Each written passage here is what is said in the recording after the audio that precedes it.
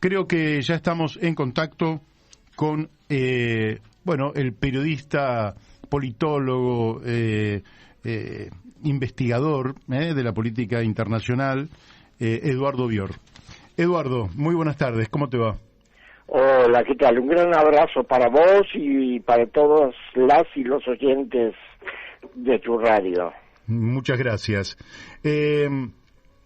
Creo, si no me equivoco, que el hecho político internacional más importante de esta semana ha sido el encuentro entre Joe Biden y Vladimir Putin, allí en Ginebra, Suiza, y es poco lo que sabemos. ¿Qué análisis haces vos de este encuentro en el contexto actual en el cual se da? ¿Por qué efectivamente las dos partes se sentaron a conversar? ¿Qué objetivos tenía cada uno que pudieran concretar y qué objetivos quedaron allí en una zona gris sin resolver? ¿Qué nos podés decir de todo eso? Mira, yo creo que sería bueno primero hacer un breve raconto de los antecedentes de esta reunión, es decir, ¿por qué se da? Ajá. Recordemos que en febrero el subcomandante militar de la OTAN, un general británico, estuvo en Ucrania haciendo algo así como un viaje de inspección. Recordemos que Ucrania no es miembro de la OTAN y que Rusia siempre ha dicho que no lo admitiría nunca. Lo repitió todavía hace pocos días Vladimir Putin por la simple razón de que si fuera miembro de la OTAN, los cohetes de la OTAN tendrían 7 minutos de vuelo hasta Moscú. Entonces para Rusia es inimaginable que ese país entre a la OTAN. Estuvo allá. Como resultado de su misión, inmediatamente salió el presidente de Ucrania, Volodymyr Zelensky, a decir que ellos iban a recuperar Crimea y que iban a recuperar el este del país, que se ha autonomizado a partir del golpe de Estado de 2014, por miedo precisamente a los pogroms de los grupos neonazis que asaltaron el poder en ese momento. Uh-huh. Entonces, inmediatamente pusieron en marcha todo el armamento que Estados Unidos les había regalado y Rusia ahí marcó el punto de no retorno, dijo basta, se inmovilizó una fuerza impresionante en las fronteras de Ucrania, con divisiones aerotransportadas, con divisiones blindadas, tanto en la frontera norte como en la frontera oriental de Ucrania. Así, demostrándole directamente que si se atrevían a emprender una acción militar, los iban a arrasar. En ese momento, entonces, fue que Estados Unidos reaccionó. Aclaremos que Estados Unidos, por lo menos en forma evidente, no estaba involucrado en esta maniobra. Ajá. Esto fue una maniobra de provocación británica. Uh-huh. Entonces Estados Unidos ahí reaccionó y se dieron cuenta de que la cosa se ponía en serio, y ahí pidieron la reunión cumbre con Putin. Reunión cumbre a la cual, los rusos le dieron de largas hasta que al final aceptaron realizarla y se realizó coincidiendo con la gira que Biden tenía que hacer por Europa, primero reunirse con Johnson para firmar la nueva Carta del Atlántico, después ir a la reunión del G7, donde se pelearon irremisiblemente con los alemanes, franceses e italianos, ir a la reunión cumbre de la OTAN en Bruselas y después aterrizó en Ginebra. Ahora, en esta cumbre yo creo que hay que diferenciar la reunión puertas adentro de lo que pasó en las conferencias de prensa. Son dos mundos completamente diferentes. Uh-huh. ¿Y qué se sabe de...? Tenemos dos cumbres. A ver, sí. De la cumbre propiamente dicha, no trascendió absolutamente nada. Es decir, sabemos sí que estuvieron primero 1 hora y media reunidos en Biden, Putin, el secretario de Estado Blinken y el ministro de Relaciones Exteriores Lavrov. Por los indicios que hay, la discusión fue fundamentalmente entre Lavrov y Blinken, pero más que eso no sabemos. Sabemos sí, obviamente, qué es lo que se buscaba en la cumbre, porque la condición rusa para acceder a la realización de la cumbre es que se discutiera un punteo de 10 puntos. Ajá. Entre los cuales sí que hay un montón de cosas: el tema de ciberseguridad, el tema de cooperación en el Ártico, el tema de Siria, Afganistán, discutir y fundamentalmente lo más abarcador es la idea de alcanzar un equilibrio estratégico. Es decir, ponerse de acuerdo en algún... Rusia está muy interesada en volver a discutir sobre las armas nucleares y sobre los sistemas de cohetes, porque el problema es que Estados Unidos desde 2012 ha ido retirando sistemáticamente de todos los tratados de la época de la Guerra Fría de limitación de las armas estratégicas y de las armas de mediano alcance. Entonces, en este momento hay un vacío de control donde nadie sabe exactamente qué es lo que tienen los dos más grandes. Claro. Ni dónde lo tienen, ni dirigido hacia dónde. Entonces, a mí me parece absolutamente sensato que conversen eso. Hasta ahí lo que se sabe. Yo creo que nos vamos a ir enterando con el tiempo, o vamos a poder hacer inferencias a partir de otros hechos. Lo interesante acá es la segunda parte. Rusia había propuesto directamente, y Estados Unidos estuvo inmediatamente de acuerdo, que no hicieran conferencia de prensa juntos. ¿Y eso por qué? Por el contraste personal. Hubiera sido demasiado evidente la diferencia de estado intelectual y de estado de salud psíquica y emocional de Vladimir Putin a la de Joe Biden. Con todo respeto, pero Biden no está en condiciones físicas. Amigo, el presidente de los Estados Unidos no está en condiciones ni neurológicas. Está en condiciones neurológicas. Bueno, estamos... son los locos con carnet que dice Serrat. Más o menos. Yo no soy neurólogo para decir qué, pero tiene alguna disminución cognitiva. Y se evidencia en muchas cosas.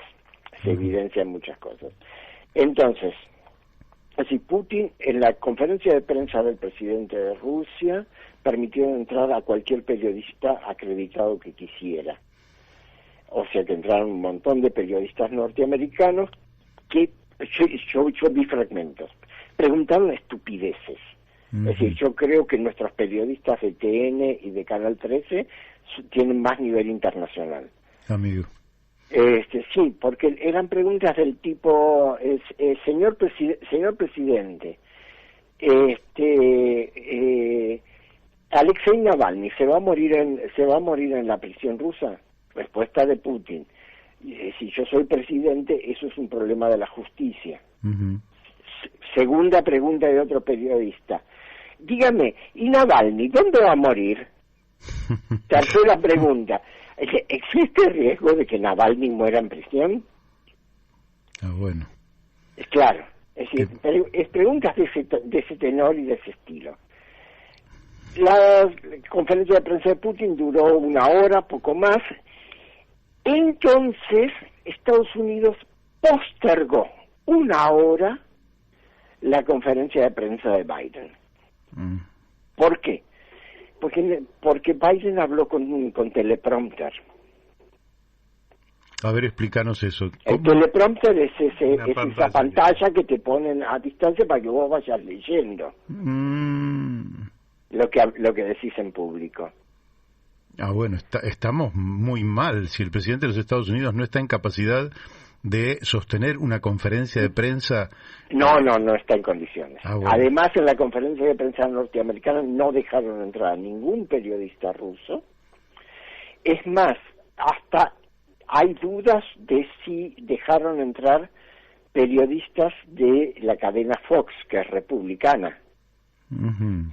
Aparentemente solo dejaron entrar periodistas de la propia línea y solamente pudieron preguntar 6 periodistas que estaban previamente seleccionados. Bueno, espero que no se... A pesar de eso, Biden tuvo algunas confusiones. En algún momento en vez de decir el presidente Putin, dijo el presidente Trump. Pero, bueno, esas son cosas que le pueden pasar a cualquiera, qué sé yo, los nervios, pero...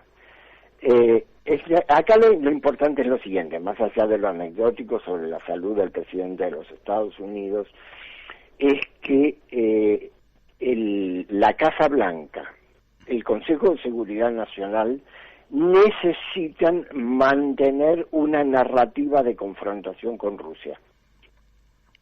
Eso lo habían logrado diciendo Biden que Putin era un asesino, por ejemplo. Claro, pero después tuvo otros gestos, es decir, tuvo gestos, digamos, no digo conciliadores, pero gestos ligados a un cierto diálogo. Por ejemplo, levantó las sanciones sobre Alemania en el caso del gasoducto Nord Stream 2. Uh-huh. No dijo nada sobre el avión que Bielorrusia hizo, el avión que descendió en Bielorrusia y que Bielorrusia secuestró al neonazi que iba ahí adentro. Se negó, por supuesto, obviamente porque entendieron el mensaje, al pedido de Ucrania de ingreso a la OTAN. Entonces, se negó, les dijo que sí, que lo iban a considerar, pero alguna vez. Uh-huh. Se lo postergó sin medida. Entonces son gestos, es decir, a ver, yo no puedo hacer juicios sobre la conducta personal, sobre el estado psíquico del presidente Biden, pero lo que tengo que hacer es un juicio sobre el significado el significado de todo ese entorno en la relación con la otra superpotencia, con una de las otras 2 superpotencias, claro, para hablar correctamente. Y acá lo que se trata es que evidentemente, es decir, la élite tecnocrático-militar de seguridad, de inteligencia de los Estados Unidos necesita mantener un discurso de confrontación. Ahora, ahí tienen 2 confrontaciones, porque una es con Rusia y la otra es con China. Bueno, justamente, ellos en lo que insisten mucho, es que con Rusia se puede entender. Fíjate el montaje de las cumbres, mientras que en la cumbre de Alaska, con el liderazgo chino, es decir, los llevaron a Alaska, un hotel de provincia de cuarta, y directamente quisieron empezar la cumbre insultándolos, con lo cual la conducción, el secretario del buró político que estaba allí, que es una de las altísimas autoridades de China, le paró el carro hablando en criollo y le dijo directamente que así no se hablaba de país a país. Acá, bueno, Ginebra, montaje con todos los medios de prensa,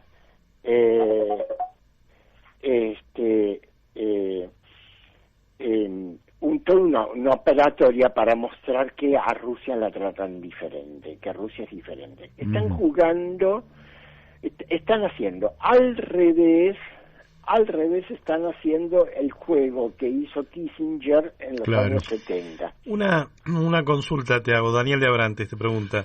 Hola, ¿qué tal? ¿Cómo estás? Sí, evidentemente hay una mega superpotencia que es Estados Unidos desde el punto de vista militar, y hay dos superpotencias que son China y Rusia hablando militarmente, pero con China hay una guerra comercial que excede largamente la disputa comercial que puede haber con Rusia. Ahí parecería que el juego más pesado se da en otro plano. Depende, porque si vas al plano, si vas primero al plano del abastecimiento energético de Europa, la competencia por el abastecimiento energético de Europa Occidental, Rusia es muchísimo más importante que China, como interlocutor y como competidor. Si vas al tema de las armas estratégicas, Rusia tiene una superioridad en armas hipersónicas de largo alcance inconmensurable, y además ya les puso en claro que si ellos provocan, van a reaccionar. Y van a reaccionar directamente sobre Estados Unidos. Es decir, Estados Unidos no tiene con qué parar las armas hipersónicas rusas. Entonces, son distintos niveles y formas de competencia. Claro. Y justamente lo que Estados Unidos está tratando es de separarlos. Así como Kissinger en los años 70 viajó con Nixon a China para hacer una alianza con China y aislar a la Unión Soviética, ahora pensaron que podían hacer al revés. Es decir, que podían llegar a un cierto arreglo con Rusia y aislar a China. El problema es que no han entendido cuánto ha cambiado el mundo en los últimos 5 o 6 años. Rusia es parte de la Organización de Seguridad la Organización de Seguridad de Shanghái. Todos los ferrocarriles chinos que van hacia Europa pasan por territorio ruso. Claro. Las Fuerzas Armadas tienen un nivel de cooperación estratégica cotidiano y estrechísimo. El presidente del Consejo de Seguridad Nacional de Rusia, Nikolai Patrushev, es decir, conversa semanalmente con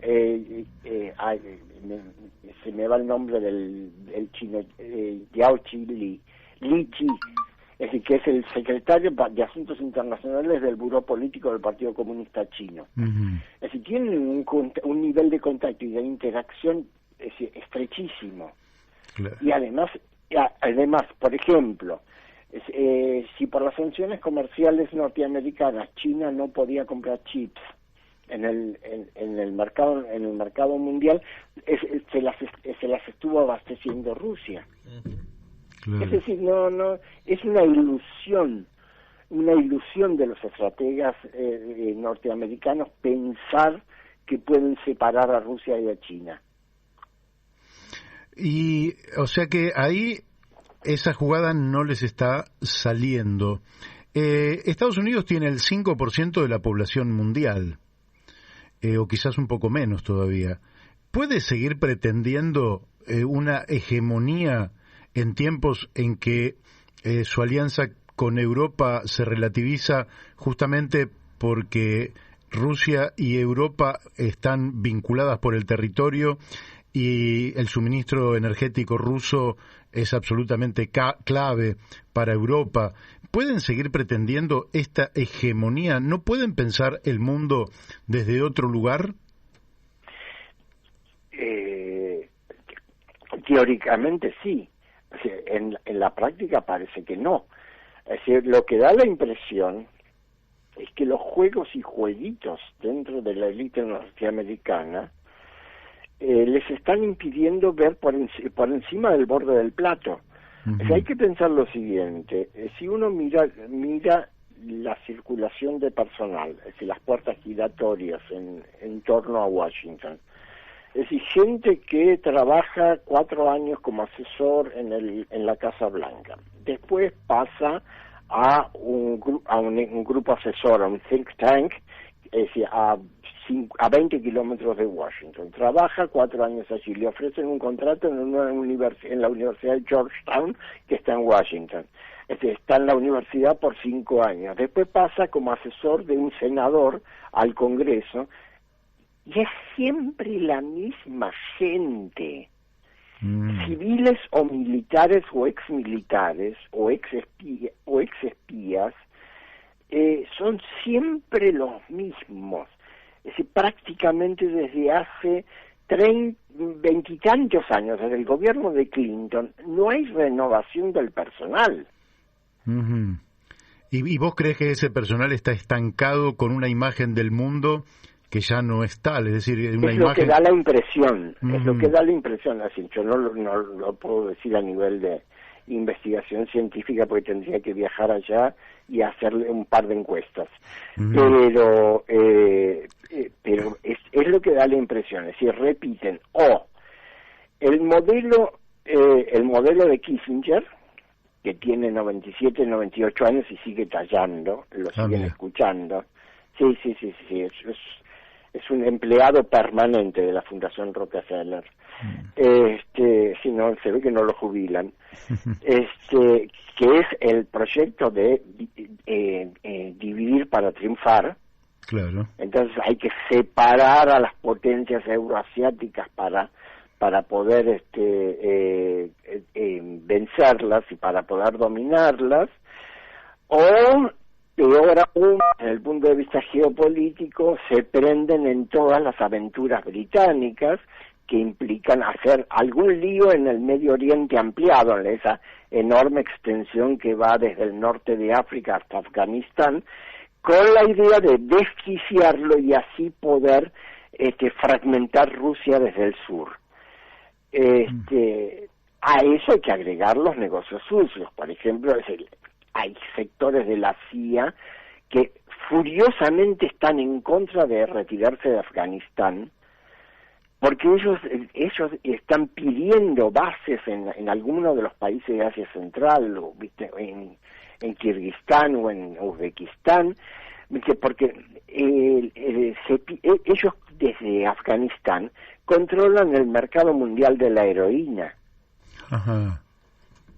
Te quiero hacer una pregunta que por ahí, no sé si vamos a tener tiempo para desarrollarla, pero que a mí me interesa escuchar tu opinión. Nosotros venimos conversando en este programa hace un tiempo sobre la evolución del modelo chino, ¿no? O del modelo socialista con particulares chinas, como ellos mismos lo definen. Pero la verdad que hemos hablado muy poco sobre lo que está pasando en Rusia, heredera de la tradición de la Unión Soviética y de una, digamos, de un impacto tan grande en una cultura de 70 años que de un día para el otro se desarma, se constituye otra cosa, y hoy también la Rusia de Putin tiene un perfil que requiere una caracterización. No es un país asimilable a cualquier país de Occidente ni asimilable a China, tiene sus peculiaridades. Sí. Y entender eso también forma parte de digamos, es un paso para poder entender qué es lo que está pasando en el mundo, ¿no? A ver, por lo poco que yo sé, no me he dedicado a estudiar especialmente la economía y la estructura y la sociología de Rusia, pero es decir, el poder en Rusia es un poder compartido entre el sistema de inteligencia del cual viene Putin, las fuerzas armadas que tienen intereses y perspectivas propias, la corporación de oligarcas que se apropiaron de las antiguas empresas socialistas en la década del 90. Entre esos hubo quienes se plegaron y quienes no. Es decir, lo que Putin, es lo que hizo la antigua KGB, actualmente FSB, a fin de los años 90, cuando Putin sube como primer ministro de Yeltsin en 1999, fue proponerles un pacto, decirles, miren, ustedes robaron a 4 manos, no los vamos a tocar si se subordinan. Es decir, ustedes van a poder hacer negocios, pero los objetivos del Estado los fijamos nosotros. Y de hecho, fíjate que la composición del gobierno, históricamente, desde que está Putin, desde el año 2000 como presidente, que después estuvo como primer ministro un periodo y volvió como presidente, el que estaba, por ejemplo, con el Medvedev, que ahora cambió, era un representante de la oligarquía. Entonces lo que hay es una alianza política inestable, que además incorpora a otro nivel a los representantes de las regiones. Pensemos que la Federación Rusa tiene 88 regiones y provincias autónomas, y tiene un montón de etnias con comunidades autónomas, que a su vez controlan, por ejemplo, yacimientos de petróleo, de gas, y que tienen un poder propio. Claro. Entonces es todo un sistema, yo diría que es una vasta confederación de grupos de poder, a la cual la conjunción en la cúspide de Putin como representante del sistema de inteligencia y el ejército, que además tiene un ministro de defensa extraordinario que viene de una de las minorías asiáticas, Sergei Shoigu, es decir, que es un caudillo. Es decir, yo lo he visto además en filmaciones, y uno se da cuenta cuando tenés un petizo al que los otros le hacen caso. Claro. Es decir, por la gestualidad te das cuenta. Un pequeño Napoleón, digamos. Sí, no sé si un pequeño Napoleón, pero si no tiene megalomanía, no tiene ambición de poder propio, pero él maneja las Fuerzas Armadas. Que no es poco poder tampoco. No, las ha puesto a la vanguardia del mundo. Claro. Es decir, las ha puesto en muchos. Estados Unidos sigue teniendo las Fuerzas Armadas más grandes del mundo, pero en técnica armamentista Rusia lo ha superado ampliamente. En el Mediterráneo Oriental no se mueve un barco si Rusia, desde la base de Tartus en Siria no se lo permite. Es decir, hubo anécdotas, creo que fue en 2018, que Israel se puso a molestar bombardeando demasiado en Siria. Un día entero no pudo levantar vuelo ni aterrizar ningún avión en Israel. Le cegaron los radares completamente. Mirá. Eso lo hacen desde Siria. Te quiero occidentalizar un poquito, digamos, volvernos un poquito más para... vos al principio dijiste que había una pelea con Alemania, Francia e Italia en la reunión anterior a la que tuvieron Biden y Putin. ¿En qué consistió esa pelea? ¿Nos podés informar? El que encabezó la resistencia fue Macron.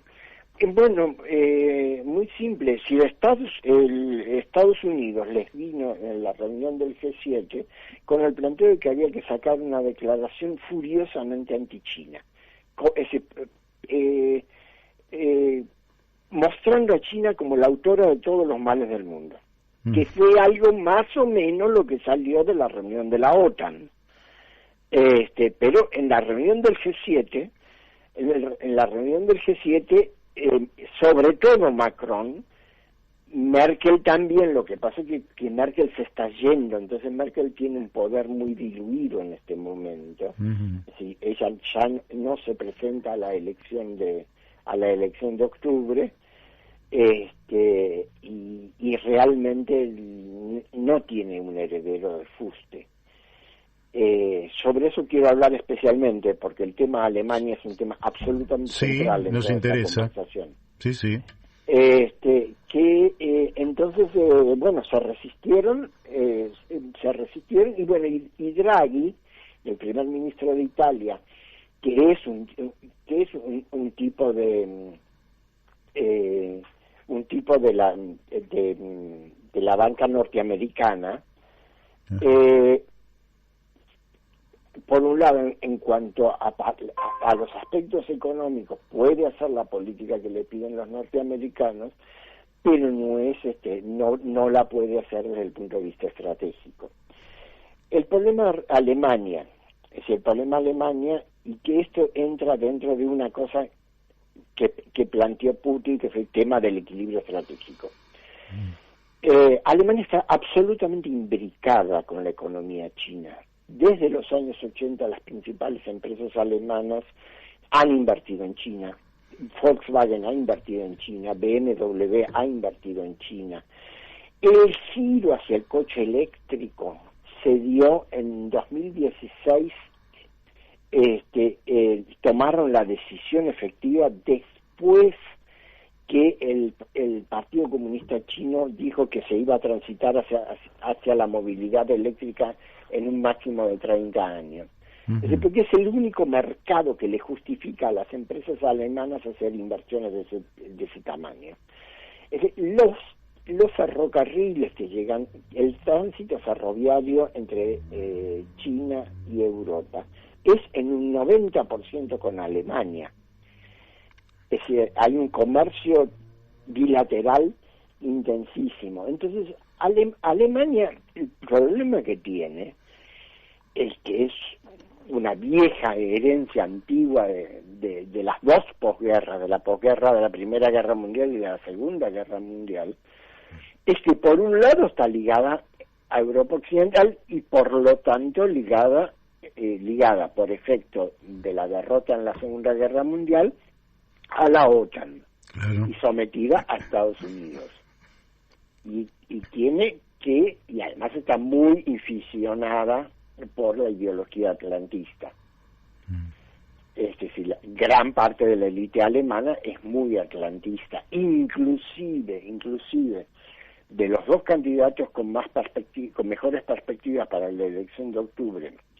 Es decir, el candidato demócrata cristiano Achim Laschet es muy débil. Es un tipo del catolicismo de la región del Rin, de la zona oeste, cerca de la frontera con Bélgica, que probablemente a través de la mujer con ligaciones con el Opus Dei, y no tiene carisma ni tiene fuerza. La que tiene mucha fuerza es la candidata de los Verdes. Sí.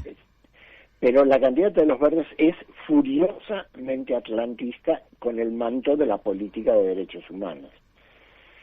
Es decir, hay que intervenir cuando están los derechos humanos en juego y hay que intervenir. Entonces, las perspectivas son bastante sombrías.